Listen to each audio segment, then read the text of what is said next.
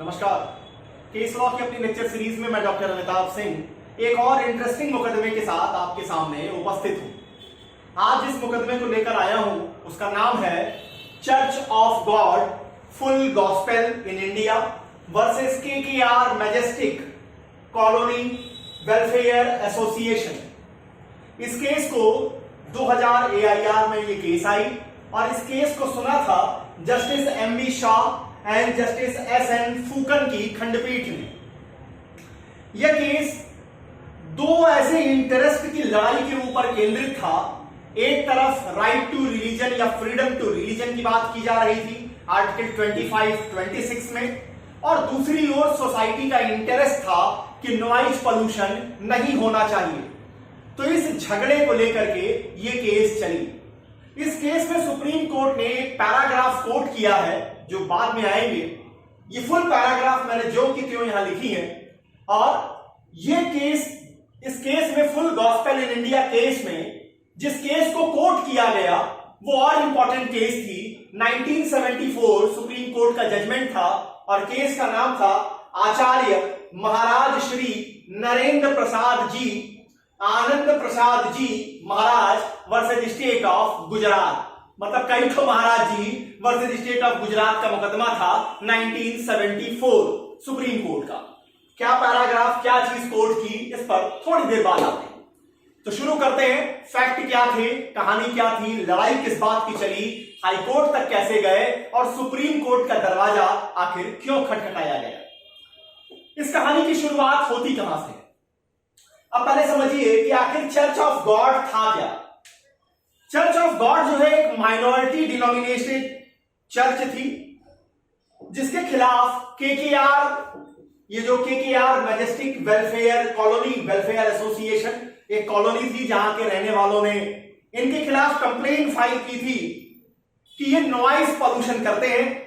ये जो अपनी डेली की जो प्रेयर्स करते थे इसमें लाउड स्पीकर का इस्तेमाल करते थे, वॉइस एम्पलीफायर का इस्तेमाल करते थे, ड्रम्स को बजाते थे, जिसके कारण उस कॉलोनी में रहने वाले लोगों का जीना मुश्किल हो गया था। उसके खिलाफ उन्होंने कंप्लेन की। अब इसके साथ ही एक तरफ ये कॉलोनी के लोग कंप्लेन कर रहे थे, एक तरफ दूसरी तरफ से तमिलनाडु पोल्यूशन कंट्रोल बोर्ड के ज्वाइंट चीफ इन्वायरमेंट इंजीनियर ने उस समय के सुपरिटेंडेंट ऑफ पुलिस को एक्शन लेने का निर्देश दिया कि हाँ, यहां पर जो पोल्यूशन का लेवल, नॉइज पोल्यूशन का लेवल है इस church of God full gospel in India की एक्टिविटीज के कारण काफी ज्यादा हो गया है। थोड़ा वेहिकुलर पोल्यूशन भी, वहां वेहिकुलर मूवमेंट भी उस एरिया में ज्यादा था, जिसके कारण ये नॉइज पोल्यूशन और बढ़ जाता था। तो उन्होंने सुपरिटेंडेंट ऑफ पुलिस को मार्क किया कि आप इस चीज पर एक्शन लीजिए, मतलब church of God full gospel in India को नॉइज पोल्यूशन करने से रोकिए। अब चर्च की ओर से भी बात रखी गई। चर्च ने कहा कि ये जानबूझ करके एक मोटिवेटेड एप्लीकेशन है और इसकी जो है मतलब इसमें कह लीजिए कि मैलिस है, और ये इसलिए किया जा रहा है क्योंकि वो एक माइनॉरिटी इंस्टीट्यूशन है और वो अपने रिलीजन को प्रोपोगेट न करें, प्रचारित न करें, प्रसारित न करें, अपनी पूजा न कर सकें। इस कारण से ये इस मैलिस के साथ ये एप्लीकेशन बढ़ाई गई है। अब मामला हाई कोर्ट तक पहुंचा। हाई कोर्ट ने चर्च के जो लोग थे जो उसके सामने आए थे, हाई कोर्ट ने कहा कि नहीं, नॉइज पोल्यूशन के लेवल को आपको कंट्रोल करना पड़ेगा, आपको कम करना पड़ेगा। ये ड्रम का बजाना, वॉइस एम्पलीफायर का इस्तेमाल करना, लाउड स्पीकर्स का इस्तेमाल करना, ये सही नहीं माना हाई कोर्ट ने। अब हाई कोर्ट ने कह दिया, कहां ये लोग मानने वाले थे, ये चले गए सुप्रीम कोर्ट ऑफ इंडिया के दरवाजे, और सुप्रीम कोर्ट ऑफ इंडिया में इन्होंने हाई कोर्ट के दिए ऑर्डर को, जिसमें उन्होंने नॉइज पोल्यूशन के लेवल को कम करने को कहा था, मतलब इनको अपनी एक्टिविटीज से नहीं रोका था, लेकिन जो वॉइस एम्पलीफायर का इस्तेमाल हो रहा था, लाउड स्पीकर्स लग रहे थे, ड्रम बजाए जा रहे थे, उससे रोकने के लिए कहा गया था। उसके खिलाफ सुप्रीम कोर्ट पहुंच गए और सुप्रीम कोर्ट में इनकी मुलाकात हो जाती है justice MB Shah and SN फूकन की खंडपीठ से। अब जब जस्टिस MB शाह और SN फूकन की खंडपीठ के सामने यह मामला गया तो उन्होंने इनकी अपील को डिसमिस कर दिया। उन्होंने इनकी अपील को डिसमिस कर दिया और सिर्फ डिसमिस ही नहीं किया बड़े विस्तार से उन्होंने चर्चा की, आर्टिकल 25 की, आर्टिकल 26 की, समाज के दूसरे लोगों के राइट्स की पूरी चर्चा बड़े विस्तार से इस डिसीजन में आई है। यहां पर सुप्रीम कोर्ट के इन दोनों खंडपीठ, इन दोनों न्यायाधीशों ने कहा कि कोई भी धर्म, ध्यान दीजिएगा, कोई भी धर्म ऐसी किसी पूजा और प्रार्थना की वकालत नहीं करता जो दूसरे लोगों की शांति को ही भंग कर दे। इसके बाद ही इन्होंने कहा कि ऐसा दुनिया का कोई रिलीजन नहीं है जो कि अपनी पूजा को करते समय, अपनी प्रार्थना को करते समय वॉइस एम्पलीफायर के, लाउड स्पीकर्स के इस्तेमाल की बात करते हो। क्योंकि जिस समय का रिलीजन बने हैं उस समय वॉइस एम्पलीफायर थे ही नहीं, लाउड स्पीकर थे ही नहीं, तो वो कहां से उसको जस्टिफाई करेंगे। सीधी सी बात सुप्रीम कोर्ट ने यहां से उठाई थी।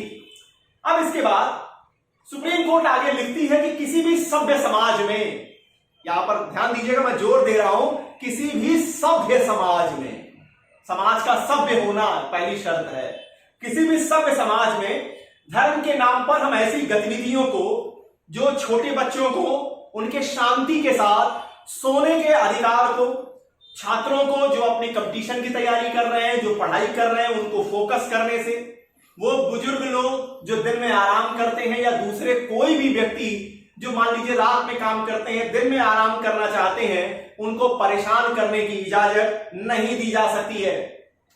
साथ ही सुप्रीम कोर्ट कहती है कि उम्र दराज व्यक्ति और छोटे बच्चे, ये दो ऐसी कैटेगरी है जो नॉइज पोल्यूशन के लिए सबसे ज्यादा प्रोन होते हैं, और नॉइज पोल्यूशन का इनके ऊपर, इनके साइकोलॉजी पर बहुत ज्यादा डेट्रीमेंटल इफेक्ट देखा जाता है, ऐसा साइंस ने भी प्रूव किया है। तो इस तरह की गतिविधियों को स्वीकार नहीं किया जाना चाहिए। अब इसके बाद सुप्रीम कोर्ट आती है, इन्वायरमेंट प्रोटेक्शन एक्ट 1986 की चर्चा लेती है। सुप्रीम कोर्ट ने कहा कि जब आप 1986 के इन्वायरमेंट प्रोटेक्शन एक्ट के बनाए गए रूल्स के अंतर्गत आइए, तो वहां पर 4 कैटेगरीज बनाई जाती हैं, residential categories, commercial categories, industrial area, और उसके साथ एक चौथी कैटेगरी बनती है जिसको कहते हैं साइलेंस जोन। अब यहां पर चूंकि ये रेजिडेंशियल स्टेटस था, रेजिडेंशियल व्यवस्था थी, अब वहां पर सुप्रीम कोर्ट ने चर्चा शुरू की। सुप्रीम कोर्ट के सामने चर्च ऑफ गॉड ने जो मेन तर्क रखा था वो आर्टिकल 25 और 26 का रखा था, धर्म के अधिकार का, जो उनको राइट टू रिलीजन मिला हुआ, इसी चीज को वो क्लेम कर रहे थे। अब सुप्रीम कोर्ट ने कहा कि जो आर्टिकल 25 और 26 की आप चर्चा कर रहे हैं, जरा उसे ध्यान से पढ़िए। वो फंडामेंटल राइट खुद ब खुद कहता है कि it is under public order, morality as well as health. वो तो खुद ही कह रहा है कि इन तीनों के अंतर्गत ही इस मूलाधिकार का इस्तेमाल किया जाएगा। अब यहां पर सुप्रीम कोर्ट एक और मुकदमे को कोर्ट करती है। वो मुकदमा कौन सा? वो मुकदमा है आचार्य महाराज श्री नरेंद्र प्रसाद जी, आनंद प्रसाद जी महाराज वर्सेस स्टेट ऑफ गुजरात। मतलब अगर मुझे कहा जाए तो मैं अपनी क्लास में से पढ़ाते समय कह देता हूं कई महाराज जी लोगों का मुकदमा था स्टेट ऑफ गुजरात के साथ, लेकिन आप इसे ऐसे समझिए कि नरेंद्र प्रसाद जी, आनंद प्रसाद जी महाराज वर्सेस स्टेट ऑफ गुजरात का ये केस था 1974 का। अब यहां जो कोटेशन इन्होंने कोट की है वो देखिए क्या कहती है। सुप्रीम कोर्ट ने कहा, no rights in any organised society can be absolute. कोई भी अधिकार किसी भी ऑर्गेनाइज्ड सोसाइटी में एब्सोल्यूट नहीं हो सकते। Next, enjoyment of one's right must be consistent with the enjoyment of rights by the others. जहां मेरा अधिकार होगा, जहां मेरे अधिकार का समापन होगा, वहां से आपके अधिकार शुरू होंगे। मेरा अधिकार, आपके अधिकार, इन सबको कंसिस्टेंसी के साथ चलना पड़ेगा। आगे कहते हैं, where in a free play of social forces, it is not possible to bring about a voluntary harmony. जहां पर खुद से आप हार्मोनी नहीं क्रिएट कर सकेंगे, the state has to step in to set the balance between the competing interest. जहां पर लोग इस तरीके के बैलेंस को न बना सकेंगे, वहां पर ये स्टेट की जिम्मेवारी होगी कि वो क्या करें, बैलेंस को स्टैब्लिश करें कंपीटिंग इंटरेस्ट के बीच में। इसके बाद, a particular fundamental right can not exist in isolation in A water tight compartment. मतलब जो फंडामेंटल राइट्स होते हैं ये वाटर टाइट कंपार्टमेंट में आइसोलेशन में एग्जिस्ट नहीं करते। One fundamental right of a person may have to coexist in harmony with the exercise of the other person's fundamental right and also with reasonable and valid exercise of power by the state in light of directive principles in the interest of social welfare as a whole। यहां supreme court ने इस quotation को coat करके ये कहा कि ध्यान दीजिए, दो लोगों के फंडामेंटल राइट्स के बीच में जो कॉन्फ्लिक्टिंग इंटरेस्ट है इनके बीच में बैलेंस बनना चाहिए। अगर ये बैलेंस स्वतः नहीं आता तो स्टेट की जिम्मेवारी बनेगी और इसके साथ ही सोसाइटी का वेलफेयर, सोशल वेलफेयर जो है वो हमारा अल्टीमेट गोल होगा। इस सोशल वेलफेयर अल्टीमेट गोल को हासिल करने के लिए हम एज ए स्टेट मशीनरी इस बैलेंस को बनाने का काम करेंगे। और यहां पर चर्च ऑफ गॉड को रिस्ट्रिक्ट किया गया ड्रम्स बजाने से लेकर के वॉइस एम्पलीफायर और साथ में लाउड स्पीकर्स का इस्तेमाल करने से। सुप्रीम कोर्ट ने कहा आपको पूजा का अधिकार है, अपने रिलीजन को मानने, प्रोपोगेट करने, संस्था बनाने, इसका राइट दिया गया है, लेकिन आप इन अधिकारों का इस्तेमाल ऐसे नहीं करेंगे कि दूसरे व्यक्ति की जिंदगी ही तबाह हो जाए आपके किए गए ध्वनि प्रदूषण से। ये मुकदमा सिर्फ चर्च ऑफ गॉड को देखकर मत चलिएगा, गॉस्पेल इंडिया को लेकर मत चलिएगा। जितने भी लोग जो धर्म के नाम पर, चाहे वो किसी भी धर्म से हो ना, उनके लिए यह फैसला एक नजीर के रूप में होना चाहिए, जो पता चलता है कि केवल अपने पूजा पाठ को केवल इसलिए कि वॉइस एम्पलीफायर का इस्तेमाल करते हैं या लाउड स्पीकर्स का इस्तेमाल करते हैं कि सबको पता चले, अरे भाई साहब आपको पूजा करनी है, पूजा करने का तात्पर्य क्या, प्रार्थना करने का तात्पर्य क्या, आप अपना रिश्ता ऊपर वाले के साथ बनाना चाहते हैं, आप अपना रिश्ता बनाइए, पड़ोसी के रिश्ते को, पड़ोसी के कानों को क्यों परेशान कर रहे हैं।